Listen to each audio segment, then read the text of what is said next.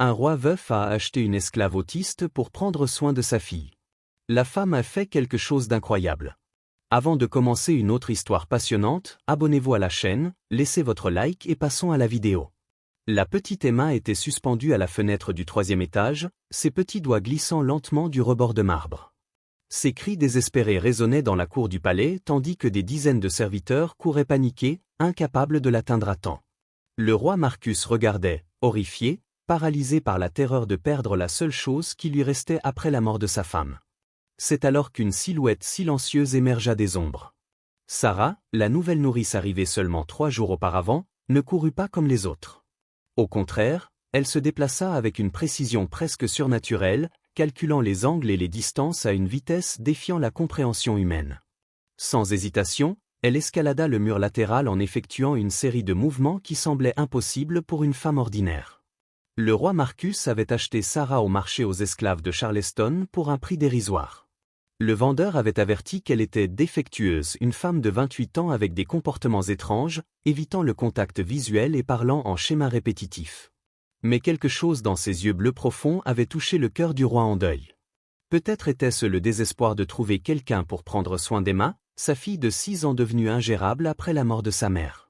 Ce que le roi ne savait pas, c'était que Sarah avait une condition que la société considérait comme une malédiction, mais qui était en réalité un don extraordinaire. Son esprit fonctionnait différemment, traitant l'information à des vitesses impossibles et identifiant des motifs que les autres manquaient. Elle pouvait calculer des trajectoires complexes en quelques secondes et prédire les comportements avec une précision étonnante. Quand Sarah tenait Emma dans ses bras, la ramenant en sécurité à l'intérieur du palais, quelque chose changea pour toujours. L'enfant, qui avait rejeté toutes les nourrices précédentes, s'accrocha à la nouvelle gardienne avec une confiance inexplicable. C'était comme si 2 âmes blessées avaient trouvé une connexion qui transcendait les barrières de la communication conventionnelle. Mais le roi Marcus ignorait le mystère entourant sa nouvelle esclave. Pourquoi une femme avec des capacités aussi extraordinaires avait-elle été vendue comme défectueuse? Et pourquoi avait-elle accepté sa condition sans résistance, comme si elle attendait quelque chose de précis? Dans les jours suivants, Sarah commença à révéler des talents qui laissèrent tout le monde perplexe. Elle pouvait calmer Emma instantanément, anticiper ses besoins avant même que l'enfant ne les exprime, et créer des routines qui transformèrent la fille rebelle en une enfant équilibrée et heureuse. Mais il y avait quelque chose de plus troublant. Sarah semblait connaître des détails intimes sur la famille royale que personne ne lui avait jamais confiés. La première boucle narrative se formait comme un épais brouillard. Comment une esclave nouvellement arrivée pouvait-elle savoir qu'Emma cachait toujours ses jouets préférés sous le lit de ses parents décédés? Comment savait-elle exactement où trouver le collier de perles que la reine portait chaque nuit avant de se coucher? Et pourquoi, quand elle pensait que personne ne la regardait, Sarah touchait les murs du palais avec une familiarité qui suggérait bien plus qu'une simple première visite? La connexion entre Sarah et Emma s'approfondit chaque jour. La gardienne avait développé un système de communication unique avec l'enfant, utilisant des gestes et des regards qui semblaient porter des significations secrètes. C'était comme si elles partageaient leur propre langue, bâtie sur une compréhension mutuelle qui ne nécessitait aucun mot. Le roi Marcus observait cette transformation avec un mélange de gratitude et de suspicion grandissante. Sa fille était clairement plus heureuse et plus stable qu'elle ne l'avait été depuis la mort de sa mère, mais il y avait quelque chose dans la présence de Sarah qui éveillait des souvenirs douloureux qu'il préférait garder enfouis.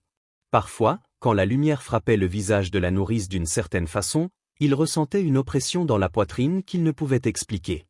Si vous appréciez cette histoire et souhaitez découvrir les secrets derrière la mystérieuse Sarah, n'oubliez pas de vous abonner à la chaîne pour ne manquer aucun détail de ce voyage palpitant qui ne fait que commencer. Les soupçons du roi Marcus s'intensifièrent quand il surprit Sarah en train de chuchoter à Emma au milieu de la nuit. Caché derrière la porte de la chambre, il entendit des fragments d'une conversation qui glaça son sang. Elle revient, petite. Ta mère essaie de nous dire quelque chose d'important. Emma répondit d'un ton étrangement serein, je sais, Sarah. Je la sens aussi. Le roi confronta Sarah le lendemain matin, mais elle baissa simplement les yeux et murmura, pardonnez-moi, monsieur. Parfois, les mots sortent sans que je puisse les contrôler. Son explication sur des conversations imaginaires ne convainquit pas Marcus, surtout lorsqu'il remarqua que Sarah savait toujours exactement où trouver des objets perdus appartenant à la défunte reine, des objets que lui-même avait oubliés ou il les avait rangés. C'est alors que Thomas Blackwood, conseiller royal et ancien prétendant de la reine décédée, commença à semer des graines de paranoïa dans l'esprit du roi. Blackwood avait été rejeté par la reine des années auparavant lorsqu'elle avait choisi Marcus, et depuis, il nourrissait une rancune silencieuse qui s'était transformée en une tumeur maligne. Il vit dans la présence mystérieuse de Sarah l'opportunité parfaite pour se venger. « Votre Majesté » chuchota Blackwood lors d'une réunion privée, « ne trouvez-vous pas étrange que cette femme soit apparue juste maintenant? Une esclave aux capacités surnaturelles qui connaît les secrets intimes de votre famille ?» Ces mots étaient comme un poison distillé, calculé pour éveiller les peurs les plus profondes de Marcus. Et si elle n'était pas ce qu'elle paraît? Et si quelqu'un l'avait envoyée avec des intentions sombres? La deuxième boucle narrative se révéla lorsque Sarah commença à déposer de petits objets appartenant à la reine à des endroits précis du palais. Une rose rouge sur le bureau où la reine écrivait ses lettres. Un mouchoir en soie bleue plié sur son fauteuil préféré dans la bibliothèque. Une bouteille de parfum français sur la table de chevet de la chambre royale. Chaque objet apparaissait exactement là où la reine l'aurait laissé, comme si une présence invisible recréait sa routine quotidienne. Emma réagissait à ces objets avec une joie troublante, comme si elle reconnaissait des signes familiers venant de sa mère. Mais interrogée, Sarah niait toute connaissance de la façon dont les objets étaient arrivés là. Peut-être que la maison a ses propres souvenirs, disait-elle de sa voix douce et lointaine, des endroits qui se souviennent des gens qu'ils ont aimés. Le premier retournement inattendu survint quand Marcus découvrit un journal intime caché dans la chambre de Sarah. Les pages contenaient des dessins détaillés du plan du palais, y compris des passages secrets connus de seulement quelques personnes. Mais ce qui le choqua vraiment, ce furent les croquis de sa famille, portraits parfaits de lui-même, d'Emma et de la reine, tous rendus avec une précision suggérant une longue observation. Confrontée aux preuves, Sarah resta étrangement calme. « Je dessine ce que je vois dans mon esprit », expliqua-t-elle, ses mains tremblant légèrement. « Parfois, les images viennent avant les souvenirs. Je ne comprends pas pourquoi cela m'arrive. » Ces mots portaient une profonde tristesse qui faillit convaincre Marcus de son innocence, mais Blackwood était là pour renforcer les soupçons. « Elle ment, Votre Majesté » insista le conseiller. « Personne ne dessine avec une telle précision sans avoir étudié les sujets pendant longtemps. C'est une espionne, j'en suis certain. » Blackwood savait exactement quel levier actionner pour manipuler le roi en deuil. « Pensez à votre fille, Marcus. Pensez au danger qu'une imposture pourrait représenter. » La troisième boucle narrative se forma alors que Sarah commença à afficher des comportements de plus en plus étranges. Elle se parlait à elle-même dans une langue inconnue, ses mains bougeaient en motifs complexes comme si elle tissait quelque chose d'invisible, et parfois elle s'arrêtait en plein travail pour fixer le vide, comme si elle entendait des voix que seule elle pouvait percevoir. Emma, à son tour, commença à imiter certains de ces comportements, inquiétant profondément le roi. L'enfant dessinait d'étranges symboles sur les murs, parlait de « la dame du miroir » qui visitait ses rêves, et démontrait une connaissance d'événements survenus avant sa naissance. C'était comme si Sarah lui transmettait une sorte de condition. La tension atteignit son paroxysme quand Marcus trouva Sarah dans la bibliothèque royale à 3 heures du matin, lisant des livres en latin ancien avec une fluidité contredisant son origine supposée humble. Interrogée, elle se contenta de dire « Les mots prennent sens quand la lune est pleine. C'est comme si une partie de moi avait toujours su ces choses. » Ces explications devenaient de plus en plus troublantes et moins convaincantes. Blackwood saisit ce moment de vulnérabilité pour présenter sa théorie la plus sombre. « Et si elle n'était pas humaine, Votre Majesté? Et si c'était une créature envoyée pour corrompre votre famille ?» Ces mots trouvèrent un terrain fertile dans l'esprit tourmenté du roi, qui commença à tout remettre en question au sujet de sa mystérieuse nourrice. Le climax émotionnel arriva lorsque Marcus confronta directement Sarah à propos de ses véritables intentions. « Qui es-tu vraiment » cria-t-il, sa voix résonnant dans les couloirs du palais. « Pourquoi fais-tu cela à ma famille ?» Sarah s'effondra en larmes, son visage déformé par une douleur venant de bien plus loin que la situation présente. « Je ne sais pas qui je suis » sanglota-t-elle, ses mots brisés par l'émotion. « Je sais seulement que je dois protéger Emma. Quelque chose de terrible arrivera si je ne peux pas. Si je ne peux pas me souvenir. » Ses larmes étaient réelles, son angoisse palpable, mais ses paroles cryptiques n'intensifièrent que le mystère qui l'entourait. Cette même nuit, après la confrontation dévastatrice, Sarah prit une décision qui allait tout changer. Elle attendit que tout le palais soit profondément endormi, puis se dirigea vers le sous-sol abandonné où étaient entreposés les biens de la défunte reine. Ses pas étaient précis, comme si elle connaissait chaque planche qui craque, chaque pierre lâche qui pourrait trahir sa présence. Au milieu des malles poussiéreuses et des meubles couverts de drap blanc, Sarah trouva ce qu'elle cherchait, une boîte en bois de cerisier avec des gravures délicates que la reine avait gardées fermées toute sa vie. Mais Sarah n'eut pas besoin de chercher la clé, ses doigts se dirigèrent instinctivement vers un compartiment secret à la base de la boîte, révélant un mécanisme caché qui s'ouvrit avec un doux clic. À l'intérieur de la boîte, des documents jaunis racontaient une histoire que personne d'autre ne connaissait. Des certificats de naissance, des lettres d'amour écrites d'une écriture élégante, et de vieilles photos montrant deux filles identiques jouant dans un jardin ensoleillé. Sarah tenait les images de ses mains tremblantes, les larmes coulant sur son visage alors que des fragments de souvenirs commençaient à se reconstituer comme les pièces d'un puzzle complexe. La vérité était plus choquante que n'importe quelle théorie que Blackwood aurait pu imaginer. Sarah n'était pas une étrangère, elle était la sœur jumelle de la reine, séparée à la naissance à cause d'une décision cruelle de leurs parents qui considéraient son autisme comme une honte pour la famille royale. Alors que la reine grandissait dans les palais et recevait une éducation raffinée, Sarah avait été vendue comme esclave et avait passé des décennies à essayer de survivre dans des conditions inhumaines. Mais la connexion entre les sœurs transcendait la distance physique. Sarah savait toujours quand sa sœur était triste, malade ou en danger. Elle ressentait les joies et les douleurs de la reine comme si elles étaient les siennes, un lien télépathique que sa condition neurologique amplifiait d'une certaine manière. Lorsque la reine mourut, Sarah éprouva une douleur indescriptible qui faillit la tuer, mais elle reçut aussi quelque chose d'inattendu, tous les souvenirs et connaissances de sa sœur jumelle. La quatrième boucle narrative fut révélée par une lettre que la reine avait écrite peu avant de mourir, adressée à une « chère sœur perdue ». Dans les pages, elle avouait avoir découvert la vérité sur Sarah des années auparavant, mais n'avait jamais eu le courage de la chercher. « Si quelque chose m'arrive, écrivait la reine, prends soin d'Emma. Elle a besoin de quelqu'un qui la comprenne comme toi tu me comprends. » Sarah comprit alors que son arrivée au palais n'avait pas été une coïncidence. Sa sœur avait laissé des instructions spécifiques pour qu'on la trouve et qu'on la conduise à prendre soin d'Emma après sa mort. Le marchand d'esclaves avait été secrètement payé par la reine pour assurer que Sarah arrive chez Marcus, mais discrètement, afin de ne pas éveiller les soupçons. Avec cette révélation, Sarah commença à élaborer sa stratégie. Elle savait que Blackwood manipulait le roi et devait agir vite avant d'être expulsée du palais. Utilisant les souvenirs de sa sœur, elle commença à rassembler des preuves sur les véritables intentions du conseiller, découvrant un réseau de corruption et de trahison qui s'étendait bien au-delà de ce qu'elle avait imaginé. Le deuxième rebondissement survint lorsque Sarah découvrit que Blackwood était responsable de la mort de la reine. Des documents cachés dans son bureau révélèrent qu'il avait lentement empoisonné la reine à l'arsenic, espérant que Marcus, dans son désespoir, épouserait sa nièce pour consolider son pouvoir. Le plan avait parfaitement fonctionné, sauf que Marcus resta fidèle à la mémoire de sa femme. Sarah se rendit compte qu'Emma était également en danger. Blackwood avait commencé à doser de petites quantités de poison dans la nourriture de l'enfant, planifiant de faire croire qu'elle avait hérité de la même maladie mystérieuse que sa mère. S'il réussissait à éliminer Emma, il serait le prochain héritier du trône, ayant secrètement falsifié des documents le nommant héritier au cas où la famille royale serait éteinte. Avec une précision chirurgicale, Sarah commença à neutraliser les effets du poison sur Emma grâce à ses connaissances en plantes médicinales acquises durant ses années d'esclave. Elle remplaça discrètement la nourriture empoisonnée par des versions sûres, administra des antidotes naturels déguisés en vitamines, et créa une barrière protectrice autour de l'enfant sans que personne ne s'en aperçoive. Mais Sarah savait que cela ne suffirait pas. Elle avait besoin d'un moyen pour exposer publiquement Blackwood, d'une manière irréfutable.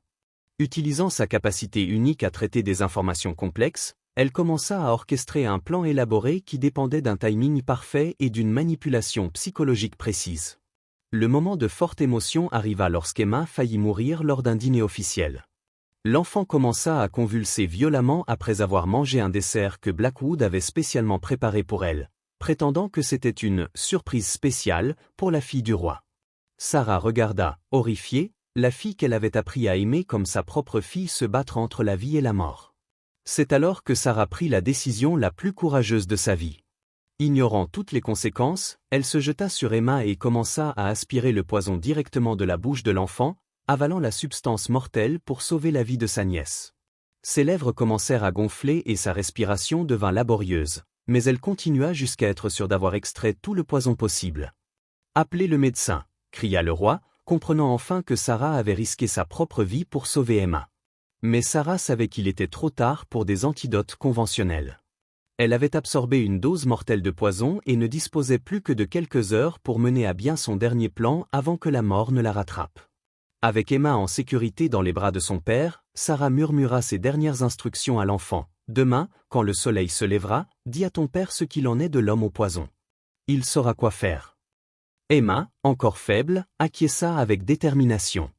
La connexion spéciale entre elles avait permis à Sarah de transmettre non seulement des mots, mais toutes les preuves nécessaires pour détruire Blackwood une bonne fois pour toutes. L'aube apporta une transformation extraordinaire. Emma, encore pâle mais avec une détermination surprenante pour une enfant de 6 ans, marcha jusqu'au bureau de son père en portant une boîte en bois qui semblait bien trop lourde pour ses petites mains.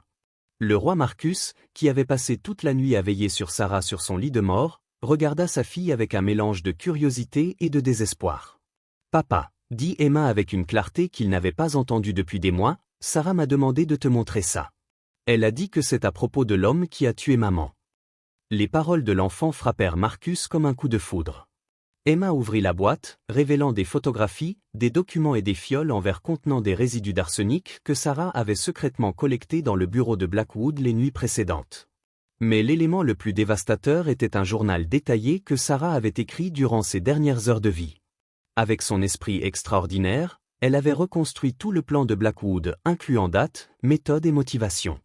Chaque page révélait une nouvelle couche de trahison. Pot de vin versé au médecin pour falsifier la cause de la mort de la reine, paiement aux gardes pour garantir l'accès aux appartements royaux, et même des plans pour un mariage forcé avec sa nièce après l'élimination d'Emma. Le roi Marcus ressentit une fureur qu'il n'avait pas connue depuis la mort de sa femme. Mais c'était une rage froide et calculée qui exigeait une justice précise plutôt qu'une vengeance aveugle. Il ordonna que Blackwood soit immédiatement amené dans la grande salle, prétextant une réunion d'urgence concernant la sécurité du palais. Lorsque Blackwood arriva, confiant et souriant, peut-être s'attendant à apprendre que Sarah était enfin morte, il trouva une scène qui glaça son sang. Le roi était assis sur son trône avec Emma à ses côtés et la boîte de preuves ouverte devant lui. Des gardes armés gardaient chaque sortie, et le médecin royal était présent avec le matériel pour détecter le poison. « Thomas, » dit le roi, la voix tranchante comme une lame, « j'aimerais que tu examines ces documents. Peut-être pourras-tu nous aider à comprendre comment ma femme est réellement morte. » La couleur quitta le visage de Blackwood en reconnaissant son écriture sur les papiers étalés sur la table royale. Le premier réflexe de Blackwood fut de nier. « Votre Majesté, ces documents sont manifestement des faux. » Cette femme autiste essayait clairement de semer le trouble avant de mourir. Mais sa voix tremblait, et des perles de sueur commencèrent à perler sur son front malgré la fraîcheur matinale. Puis Emma fit quelque chose que personne n'attendait. Avec une sagesse troublante acquise grâce à sa connexion avec Sarah, elle s'approcha de Blackwood et dit « Tu as mis la poudre blanche dans la nourriture de maman. Je t'ai vu le faire quand j'étais petite. Sarah m'a aidé à m'en souvenir. » Ces mots étaient simples, mais portaient le poids d'un témoin oculaire ayant assisté au crime. Le médecin royal, qui avait été secrètement instruit par Sarah avant sa mort, présenta alors les résultats des tests effectués sur les fioles trouvées dans le bureau de Blackwood. « Votre Majesté, » annonça-t-il solennellement, ces substances contiennent des concentrations mortelles d'arsenic, identiques à celles trouvées dans les cheveux de la reine que nous avons conservées après sa mort. Le mur de mensonges de Blackwood commença à s'effondrer. Désespéré, il fit une dernière tentative. « Même si c'était vrai, vous ne pouvez pas me toucher.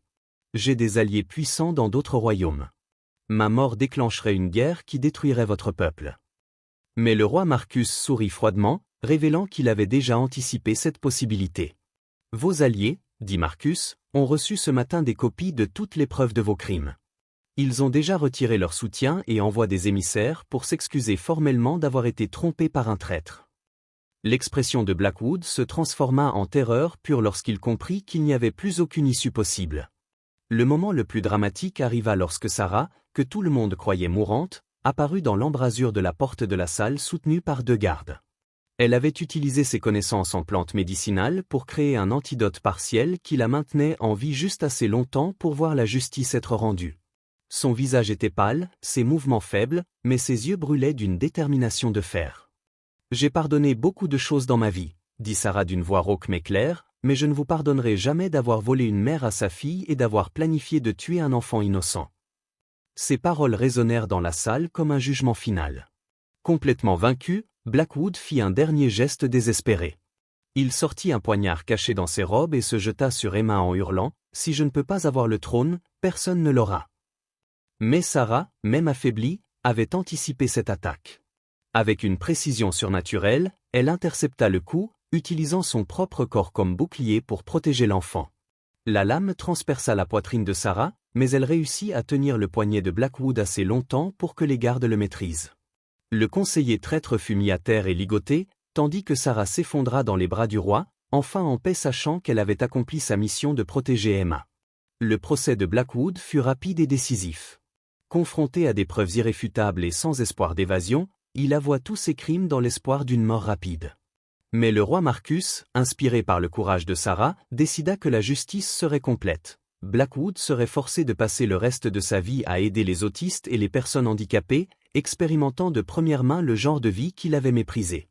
Alors que Blackwood était emmené pour commencer sa peine, Sarah ferma les yeux pour la dernière fois, murmurant « Maintenant tu es en sécurité, ma chère Emma. Ta mère peut reposer en paix. » Ces derniers mots rappelaient que le vrai pouvoir ne vient pas du rang ou de la richesse, mais de la volonté de tout sacrifier pour ce qu'on aime. 3 mois après le procès de Blackwood, le palais s'était transformé en un lieu complètement différent. Emma, maintenant âgée de 7 ans, parcourait les couloirs avec une confiance sereine qui rayonnait de la sagesse précoce que Sarah lui avait transmise. L'enfant avait non seulement surmonté le traumatisme de la tentative d'assassinat, mais avait également développé une profonde compréhension des différences humaines qui impressionnaient tous ceux qui l'entouraient. Le roi Marcus avait pris une décision révolutionnaire qui allait changer son royaume à jamais. Inspiré par le courage et l'intelligence extraordinaire de Sarah, il établit le premier centre d'aide aux autistes et personnes handicapées du pays. Le centre fut construit exactement à l'emplacement de l'ancien marché aux esclaves, transformant un symbole d'oppression en un phare d'espoir et d'inclusion. Emma insista pour participer activement au projet, utilisant les méthodes de communication que Sarah lui avait enseignées pour se connecter avec d'autres enfants autistes. Elle découvrit qu'elle avait un don naturel pour comprendre et aider les personnes qui pensaient différemment, comme si le lien spécial avec Sarah avait éveillé une capacité latente dans sa propre personnalité. L'impact de cette transformation s'étendit bien au-delà des frontières du royaume. D'autres souverains commencèrent à visiter le centre, impressionnés par les résultats extraordinaires obtenus lorsque les autistes recevaient un soutien approprié plutôt que d'être rejetés par la société. Sarah avait laissé un héritage qui changerait la vie de milliers de personnes injustement marginalisées comme elle. Une découverte surprenante survint lorsque Emma trouva le journal personnel de Sarah caché dans son ancienne cellule du sous-sol. Les pages révélaient que Sarah avait prévu non seulement sa propre mort, mais aussi la transformation que sa vie provoquerait dans le royaume. « Mon existence avait un but », avait-elle écrit, non pas malgré ma différence, mais grâce à elle. Emma apprendra que être différent n'est pas une malédiction, mais un don qui peut guérir le monde. Le roi Marcus, qui avait passé des mois à gérer la culpabilité d'avoir d'abord douté de Sarah, trouva un moyen d'honorer sa mémoire.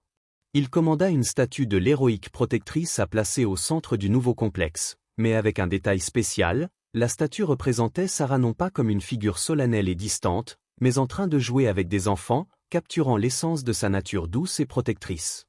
Emma prit l'habitude de visiter la statue chaque jour, racontant à Sarah les personnes qu'elle avait aidées et les progrès du centre.